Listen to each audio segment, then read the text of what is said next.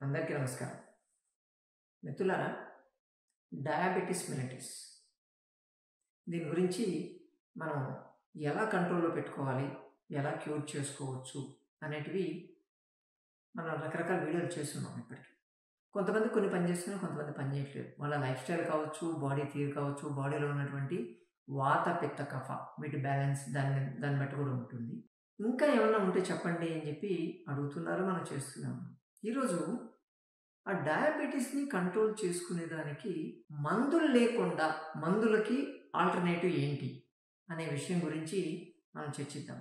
ఇప్పుడు మందులు వాడడం వల్ల మనకు కొంతకాలం వెళ్ళేసరికి diabetic neuropathy, nephropathy, retinopathy start అవుతున్నాయి. ఎందుకంటే కెమికల్ బేస్డ్. మనం అది వాడతాము, షుగర్ అయితే కంట్రోల్‌లో ఉంటుంది, బ్లడ్ షుగర్ కంట్రోల్‌లో ఉంటుంది, దాన్ని మనం చూసుకుంటాం, హ్యాపీ ఫీల్ అయిపోతాం. కానీ బ్లడ్‌లో నుంచి ఆ షుగర్ కిడ్నీల ద్వారా బయటకు పోతుంది. యూరిన్‌లో ఎక్కువ కనిపిస్తుంది, ట్రేసెస్ ఎక్కువ కనిపించేటువంటి ఛాన్సెస్ ఉంటాయి.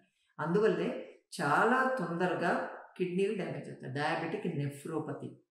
ఒకప్పుడు 15-20 సంవత్సరాలు మెడిసిన్ వాడిన వాళ్ళకి డయాబెటిక్ నెఫ్రోపతో లేకపోతే న్యూరోపతి స్టార్ట్ అయ్యాయి. ఇప్పుడు లేటెస్ట్‌గా 5-6 సంవత్సరాలు వాడితే చాలు, ఇమ్మీడియట్‌గా సైడ్ ఎఫెక్ట్స్ స్టార్ట్ అయిపోతుంది. అంటే మన బాడీ ఇమ్యూనిటీ లెవెల్స్ కానీ, బేరబిలిటీ అంటే బేరింగ్ కెపాసిటీ కానీ అవన్నీ తగ్గిపోతున్నాయి. అందుకని సాధ్యమైనంత వరకు న్యాచురల్‌గా దొరికేటువంటి పదార్థాలతో షుగర్‌ని కంట్రోల్ పెట్టుకుంటే ఆ కాంప్లికేషన్స్ అనేటివి మనం అవాయిడ్ చేయొచ్చు అని చెప్తాం. అందుకోసమే ఈరోజు మీకు చెప్పబోయేటువంటిది వేగిస చెట్టు. ఇది ఆయుర్వేదాలో చరక, సుశ్రుతులు వీళ్ళు చాలా బాగా దీని మీద ఎలాబరేట్ చేస్తున్నారు.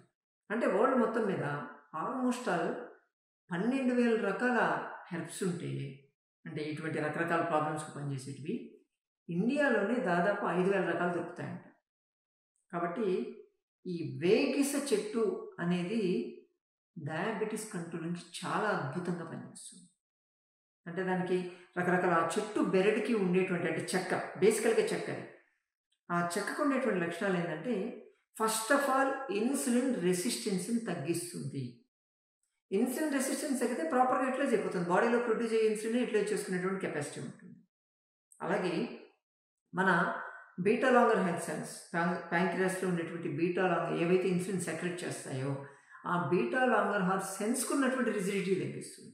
దాంతో అవి కొంచెం యాక్టివేట్ అవుతాయి. దీంట్లో ఉండేటువంటి యాంటీ ఆక్సిడెంట్స్ ఇవేం చేస్తాయంటే దాంట్లోకి వెళ్ళి ఆ సెల్స్ని స్టిమ్యులేట్ చేసి మళ్ళీ రీయాక్టివేట్ చేస్తాయి. దానివల్ల ఇన్సులిన్ ప్రొడక్షన్ పెరుగుతుంది. దీని మీద చాలా రీసెర్చ్ జరిగింది.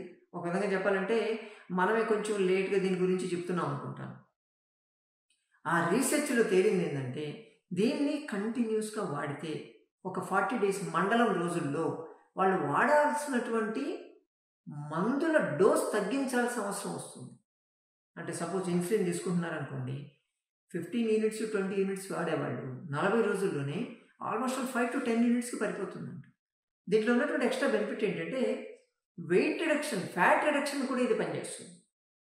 అంటే ఫ్యాట్ తగ్గిందనుకోండి, యూజువల్గా బాడీ లోపల ఉన్నటువంటి ఇన్సులిన్ రిసెప్టార్స్కి మధ్యలో ఫ్యాట్ అనేది డిపాజిట్ అవుతుంది. చాలామంది ఒబేసిటీ వాళ్ళకి ఈ డయాబెటీస్ రావడానికి మెయిన్ కారణం అది.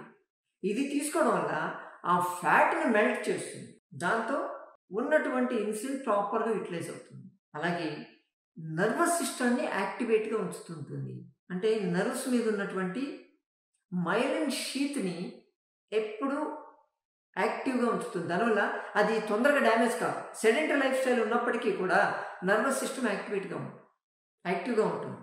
దాంతో ఈ డయాబెటిక్ న్యూరోపతి కాంప్లికేషన్స్ రాకుండా ఆపొచ్చు. అలాగే డైజెస్టివ్ సిస్టాన్ని క్లియర్ చేస్తుంది. ఇండైజెషన్, కాన్స్టిపేషన్, అసిడిటీ ఇటువంటి ప్రాబ్లమ్స్ ఉన్నా తగ్గిస్తుంది.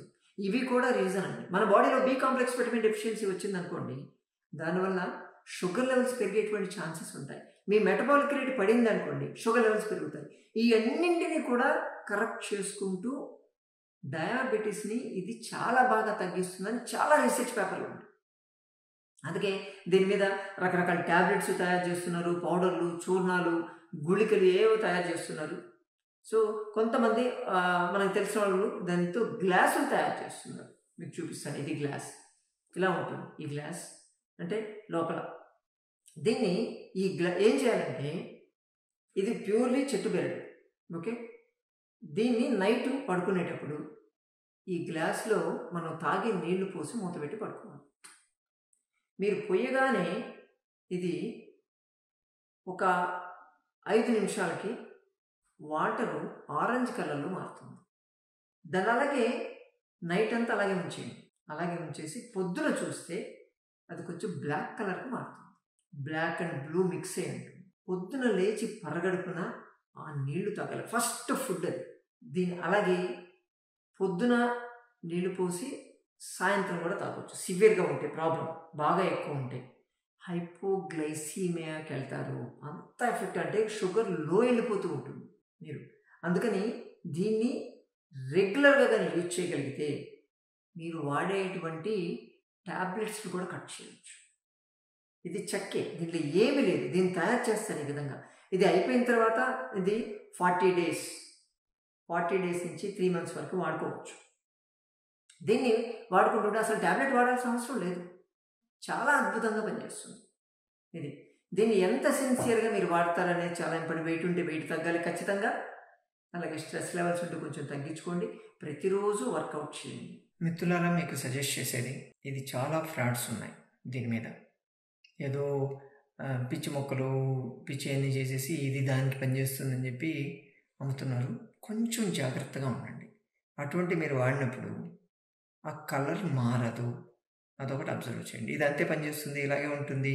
కొంతమంది ఉన్నారు, ఇంకొంతమంది కలర్ మారకపోతే అది ప్యూర్ అన్నవి ఏ దిక్కుమాలని అన్నీ అమ్మేస్తున్నారు. కొంచెం జాగ్రత్తగా ఉండాలి బయట దొరికే వస్తువులతో.